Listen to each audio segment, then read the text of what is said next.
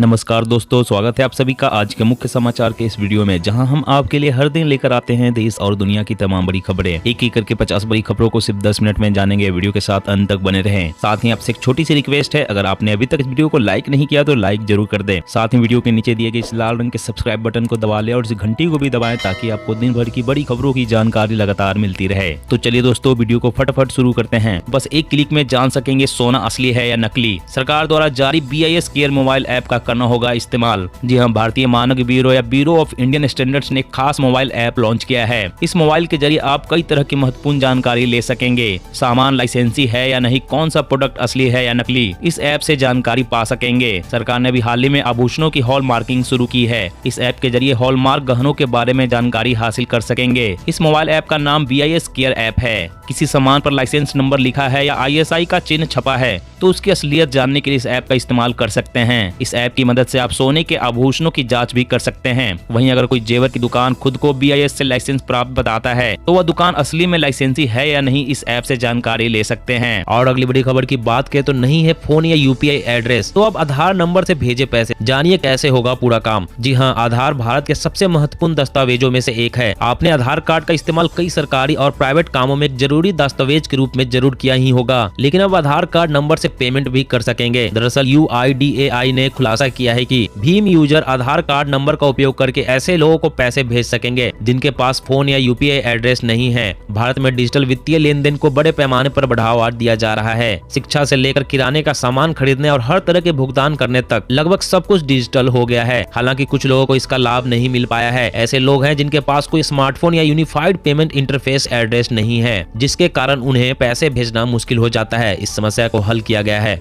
और अगली बड़ी खबर की बात करें तो DJCI ने भारत बायोटेक को इंट्रानेशनल वैक्सीन और बूस्टर डोज के फेज 3 ट्रायल को दी मंजूरी। कुल 5000 लोगों पर होगा परीक्षण। जी हां, drug controller general of India ने भारत बायोटेक की इंट्रानेशनल वैक्सीन के फेज 3 ट्रायल और बूस्टर डोज की फेज 3 स्टडी को मंजूरी दे दी है। बूस्टर डोज का इस्तेमाल उन लोगों के लिए किया जाएगा जिन्होंने वैक्सीन के दोनों डोज लगवा लिए हैं। वैक्सीन निर्माता कंपनी भारत बायोटेक 5000 लोगों पर क्लिनिकल ट्रायल करने की योजना बना रही है। इन लोगों में 50% को कोविशील्ड और अन्य 50% को कोवैक्सीन कोविड-19 टीका लगाया गया है। कंपनी द्वारा प्रस्तुत की गई एक रिपोर्ट में कोरोना वैक्सीनेशन पूरा होने के 6 महीने बाद बूस्टर डोज लगाने की बात कही गई है। और अगली बड़ी खबर की बात करें तो झारखंड में बुजुर्गों के लिए शुरू होगी यूनिवर्सल पेंशन स्कीम। 12 लाख लोगों को मिलेगा लाभ। बीजेपी ने योजना पर कसा तंज। जी हाँ, झारखंड सरकार ने राज्य के 60 साल से अधिक उम्र के बुजुर्गों को अधिक लाभ देने के लिए और उन्हें सरकारी लाभ देने के लिए सामाजिक सुरक्षा योजनाओं का दायरा बढ़ा दिया है। इसके तहत झारखंड सरकार ने यूनिवर्सल पेंशन योजना को लागू करने जा रही है। राज्य सरकार ने घोषणा की है कि राज्य के 12 लाख पेंशनधारियों को इस योजना के तहत लाभ देने की तैयारी की जा रही है। प्रत्येक लाभुक को हर साल समय से इस पेंशन योजना का लाभ मिल सके और योजना सफल हो सके, इसके लिए सरकार ने 100 करोड़ रुपए का रिवॉल्विंग फंड भी रखा है। इस योजना की खासियत यह है कि इसमें कागजी कार्रवाई की प्रक्रिया बेहद कम होगी और आसानी से बुजुर्गों को इसका लाभ मिलेगा।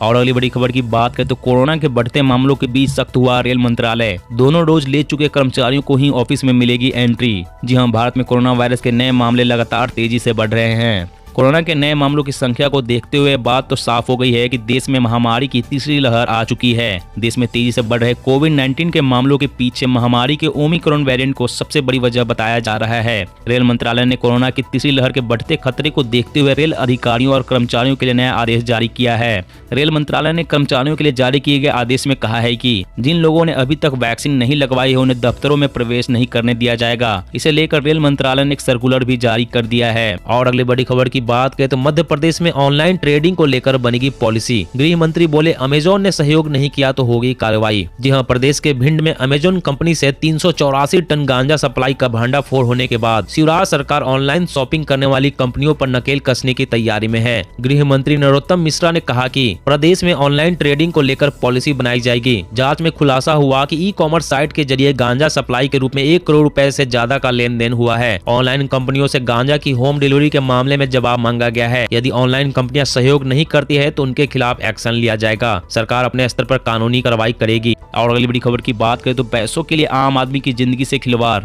उत्तराखंड फैक्ट्री में बन रही थी नकली दवाइयां। 50 लाख रुपए के एंटीबायोटिक दवाइयां सीज। जी हां, रुड़की में औषधि नियंत्रण विभाग ने माधोपुर में सील फैक्ट्री में छापा मारकर करीब 50 लाख की नकली एंटीबायोटिक दवाएं पकड़ी है। इसी कंपनी से 2 दिन पहले कुरियर से प्रयागराज भेजी जा रही 11 लाख की दवाएं पकड़ी गई थी। ड्रग इंस्पेक्टर मानवेंद्र राणा ने बताया कि इस फैक्ट्री को पिछले साल नकली दवाओं की खेप पकड़े जाने के बाद सील कर दिया गया था। और अगली बड़ी खबर की बात करें तो अब सस्ती हो जाएगी मोटरसाइकिल और स्कूटर। जीएसटी की दरों में कटौती पर किया जा रहा है विचार। जी हां, आने वाले दिनों में 2 व्हीलर सस्ते हो जाएंगे, यानी मोटरसाइकिल और स्कूटर आपको सस्ते दामों पर मिलेंगे, क्योंकि सरकार इस पर लगने वाली मौजूदा जीएसटी के सबसे ऊंचे स्लैब 28% को कम करने पर विचार कर रही है। केंद्रीय वित्त मंत्री निर्मला सीतारमन ने कहा कि 2 व्हीलर्स न कभी लग्जरी रहे हैं और न ही अपराध की चीजें, इसलिए दरों के रिवीजन के योग्य हैं। यानी अब इन्हें 28% जीएसटी स्लैब से हटा दिया जाएगा, जिसके बाद स्कूटर और मोटरसाइकिल आपको सस्ती कीमत पर मिलेगी। देश में 6 गुना ज्यादा रफ्तार से बढ़ रहा कोरोना। महाराष्ट्र और बंगाल समेत 8 राज्यों में खतरनाक स्थिति।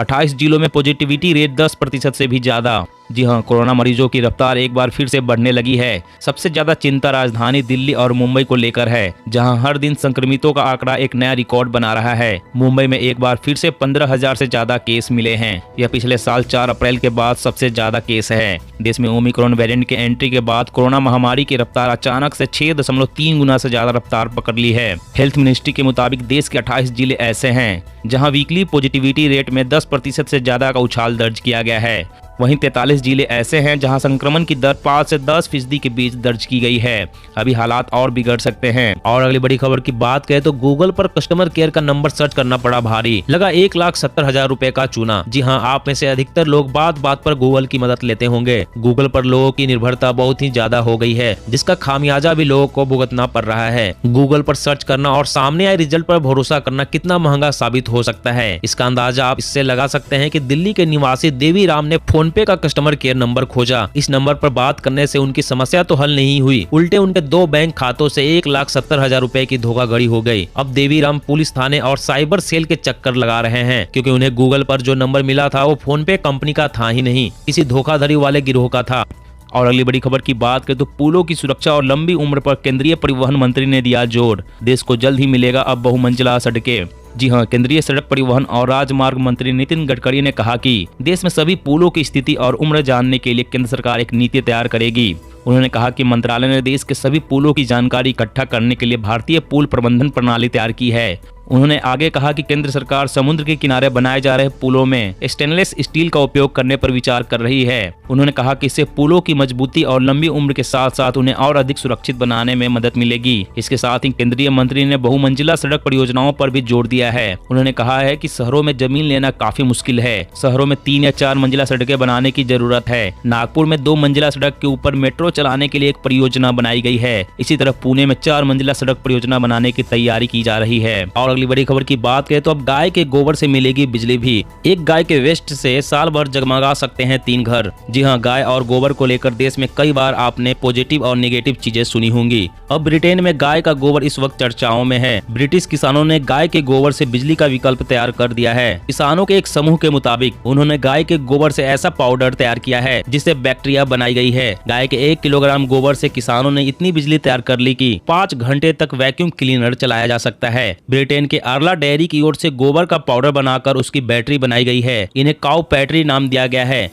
काउ बैटरी का नाम दिया गया है। डबल ए साइज की बैटरी से 3.5 घंटे तक कपड़े भी इस्त्री किए जा सकते हैं। ये काफी उपयोगी आविष्कार है। और अगली बड़ी खबर की बात करें तो दक्षिण भारत में 30 रुपए प्रति बैग महंगा हुआ सीमेंट। बढ़ी कीमतें आज से लागू। जी हां, दक्षिण भारत में आज से सीमेंट महंगा हो गया है। सीमेंट कंपनियों ने दक्षिण भारत में सीमेंट के दाम में 30 रुपए प्रति बैग का इजाफा किया है। सीमेंट की बढ़ी हुई कीमतें आज से लागू हो गई है। आंध्र प्रदेश, कर्नाटक, तमिलनाडु जैसे राज्यों में आज से सीमेंट महंगा हो गया है। दाम बढ़ने की खबर में सीमेंट कंपनियों के शेयरों में तेजी दर्ज की गई है। कीमत में बढ़ोतरी की वजह इनपुट कमोडिटी की लागत दबाव जैसे कोयला और डीजल के साथ बढ़ती डिमांड को बताया गया है। सीमेंट और स्टील सहित कच्चे माल की कीमत में निरंतर बढ़ोतरी हो रही है। निर्माण की बढ़ी हुई लागत की भरपाई के लिए घर की कीमतों में 10 से 15% तक बढ़ सकती है। और अगली बड़ी खबर की बात करें तो अगर आपके पास भी आया है 1 लाख रुपए के लकी विनर होने का मैसेज तो हो जाए सावधान। पीएनबी ने जारी किया अलर्ट। जी हां, पंजाब नेशनल बैंक ने अपने ग्राहकों को बैंकिंग धोखाधड़ी को लेकर एक अलर्ट जारी कर फिशिंग घोटाले से सावधान रहने को कहा है। कुछ जालसाज बैंक ग्राहकों को लकी विनर होने का मैसेज भेजकर उन्हें अपने जाल में फंसा रहे हैं और उनके खाते से पैसे निकाल रहे हैं। अगर आपके पास भी ऐसा कोई मैसेज आया है तो सावधान हो जाइए। देश भर के बैंक अपने ग्राहकों को किसी भी तरह के बैंकिंग फ्रॉड को लेकर आगाह कर रहे हैं। एसबीआई के बाद अब पंजाब पंजाब नेशनल बैंक ने अपने करोड़ों ग्राहकों को बैंकिंग धोखाधड़ी को लेकर अलर्ट जारी किया है। दोस्तों आज की खबरों में बस इतना ही। इसी तरह हर रोज काम की खबरें जानने के लिए आप हमेशा हमारे साथ जुड़े रहें। हमारे साथ जुड़ने के लिए वीडियो के नीचे दिए गए इस लाल रंग के सब्सक्राइब बटन को दबा लें और साथ ही इस घंटी को भी दबाएं ताकि आपको हर खबर की सटीक जानकारी मिल सके। जय हिंद, जय भारत।